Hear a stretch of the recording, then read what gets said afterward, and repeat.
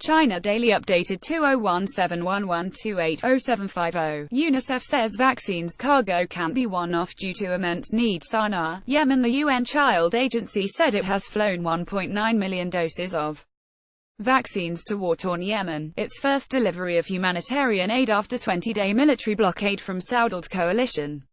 Regional UNICEF Director Geert Cappelaere described Saturday's shipment as a very small step at a time of immense need and warned that it must not be a one-off.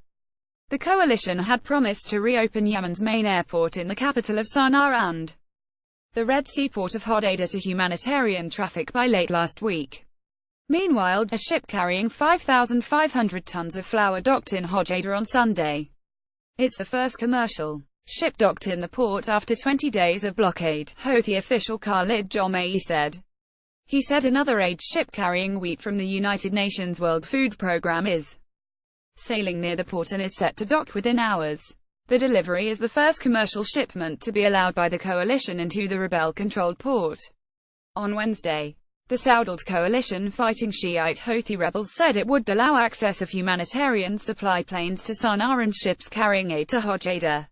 Jens Lerker, spokesman of the UN Humanitarian Aid Coordination Agency OCHA, said on Friday that what really matters is that we can get the ports in Hodeida and Salif open both for humanitarian aid and for commercial imports. The coalition has been facing escalating criticisms from senior UN officials and humanitarian agencies who expressed mounting concerns over already worsening humanitarian catastrophes in the war-torn Arab country, which largely depends on humanitarian aid supplies and food imports. The coalition, which intervened in the Yemeni conflict in March 2015 to back the Sunni government of the exiled President Abdrabbu Mansour Hadi, said it is planning to give clearance to aid ships only. Around 10,000 Yemeni people, mostly civilians, have been killed in the conflict. In dire need. We hope all will live up to their promises, Cappelaere said. These supplies are urgently needed. More than 11 million children in Yemen are in dire need of aid, and it is estimated that every 10 minutes a child in Yemen dies of a preventable disease, he said.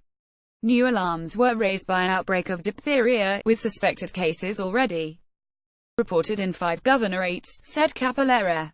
Cholera and acute watery diarrhea spread rapidly in recent months, including among children, with close to 1 million suspected cases reported.